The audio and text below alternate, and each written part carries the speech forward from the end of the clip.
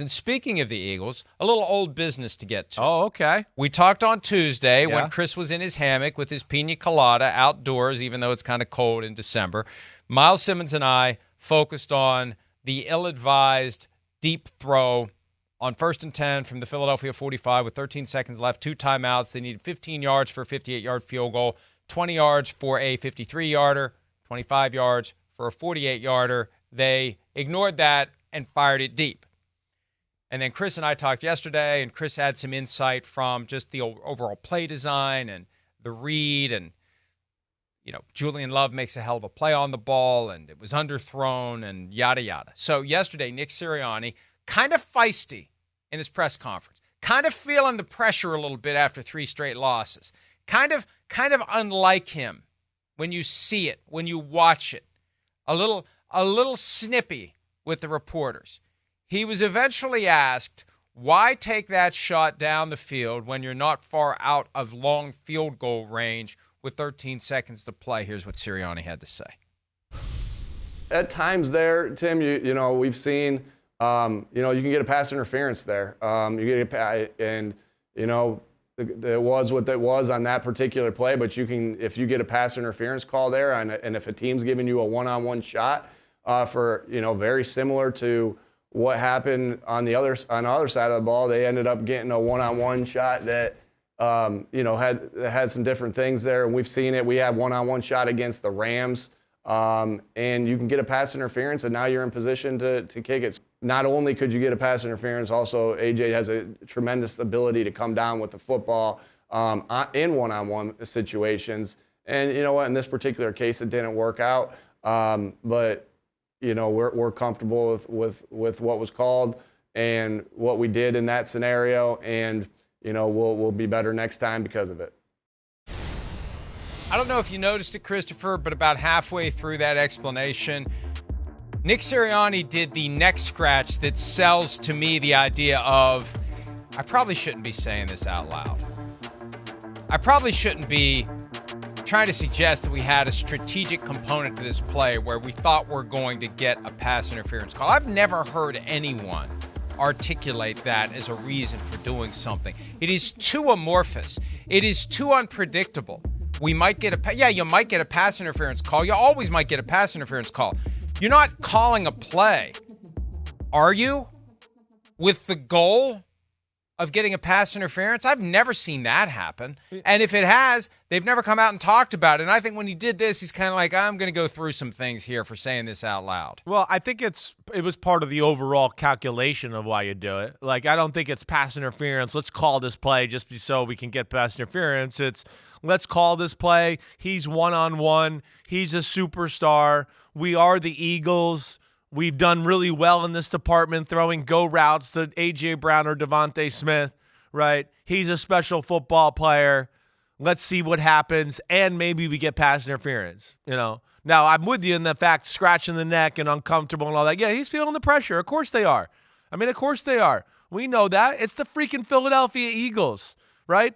I still think most people in football would sit here and look at it and go, it might be the most talented roster in the game. If it's not, it's only second to the 49ers, and they've lost 3 games in a row and really probably should have lost 4 in a row, really. So that's where, I think he's feeling the pressure, right? Now, the play call itself, okay, hey, ego, cockiness of the Eagles, sure, whatever you want to say. I get that, and I think it's fair to question that, but that's what's got them where they are. That's what got them to the Super Bowl last year. They're an aggressive, they put the pressure on you type of football team.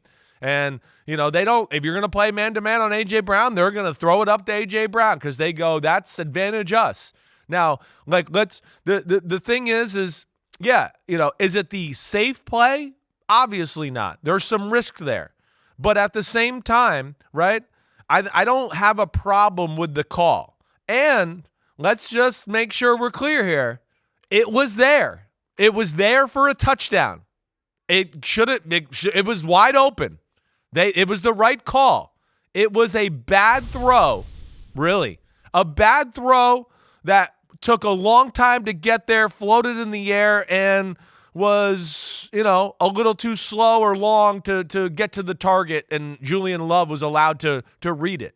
So that's the big thing. But like we said yesterday when we look back at this play, right? I mean, it's 8 to 10 yards underthrown, and it was there, and that's where I'm not going to fault the Eagles too much here for the play call. I'm not. I still think now hang on, Yeah. timeout. Yeah, I'm calling timeout. Yeah, because you get the pass interference call if it's deliberately underthrown, and what Sirianni's comment would suggest is it was deliberately underthrown. Because how many times have we seen guy slams on the brakes to catch an underthrown ball, and the defensive back takes him out, and you get the flag?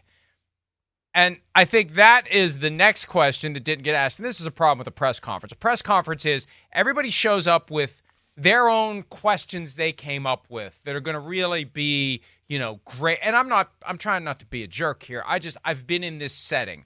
You've got your questions you want to ask. And it ricochets from topic to topic. There isn't good follow-up. In fact, the question that was posed to Sirianni was two questions. It started with, was A.J. Brown the primary read, before it became, why take a shot downfield? I'd love to know the answer to the question, was A.J. Brown the primary read? And I'd love to know and have a chance to ask, was he supposed to underthrow it there? Was that the play? No, there's no. Because you're not going to draw pass interference. But how are you going to draw pass interference? Well, they're just hoping it naturally happens within the play itself. Like if it is underthrown or something else, they're saying that's part of the calculation of why they did it. It is that absolutely, as I explained to you yesterday, and we watched the replay of that play, it was the number one read. That's why they called that play. Like I told you, they called it out and up for specifically to go, hey, if it's one-on-one, we want you to throw the out and up to our superstar best player on our offense, right? And that's why. And I just think that is the reason they call it, is they like the matchup, and they're going, the Eagles were playing to take away the middle of the field the Seahawks, because the Eagles had timeouts, so they knew that was part of the attack, and they took a calculated risk shot to one of the best jump ball receivers in football over the last few years. I don't think it's a deliberately underthrown, let's try to get a pass interference thing. No, it was just a bad throw. It was a bad throw. It was a little too telegraphed, and Julian Love got a jump on it, and that's where it went from there. But yeah, I think at the end of the day, that's not necessarily a horrible call or thought by them. It's not. But at the same time, I understand there's a less risky avenue they could have taken, certainly, to tie it up, and you feel like they were probably the better team on the field, and the longer the game plays out, the better team usually wins, and that would be the Eagles, and I think that's why we're sitting here kind of questioning it all together. You wonder if behind the scenes, Sirianni is saying essentially what you're saying, and maybe even more pointed. I'm gonna try to summarize what you're saying here. The ball was underthrown, and it took too long for the ball to get there. Yes. And if the play failed, it was on number one, Jalen Hurts, for not getting the ball out faster and not hanging it up there longer to give A.J. Brown a chance to run under it, catch it, and score the game-winning touchdown. Agreed. With a better throw, that's a game-winning touchdown. That's your point. That's my point, 100%. It would be just like what like Nick Sirianni said.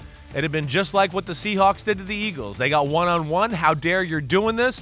We like our playmakers. We're gonna take a shot, right? No, but it's this continuing. We're gonna blame Nick Sirianni in this blind spot by the Eagles fans and people that they just can't ever blame the guy that's on the screen here. He escapes criticism almost always, and it's unbelievable. The people on ESPN, they're gonna make excuses and do all of that. They're going to have a 30-minute special on Josh Allen turnovers with a B- football team, and then it's Jalen Hurts has got as many turnovers as he does with an all-star team, and that's not a problem, and they won't break it down. He's like the Teflon Don in a lot of ways. You can't ever say anything bad about him, and if you do, you get attacked mercilessly. So it's crazy that way. But yes, it was on him. Mercilessly. Right, I'll get it right one of these days. But yeah, it's on him. They dropped the ball, the Eagles, on the offensive side of the ball. The offense failed them the other night. The defense played good enough to win. The Seattle Seahawks defense sucks. and the most talented offense in football scored 17 freaking points, and the quarterback threw 2 horrible interceptions. That goes on Jalen Hurts and the offense. So that's just the facts of the matter, and it's amazing how the excuses that constantly got to get made up for the player at times, and it drives me crazy, as you know.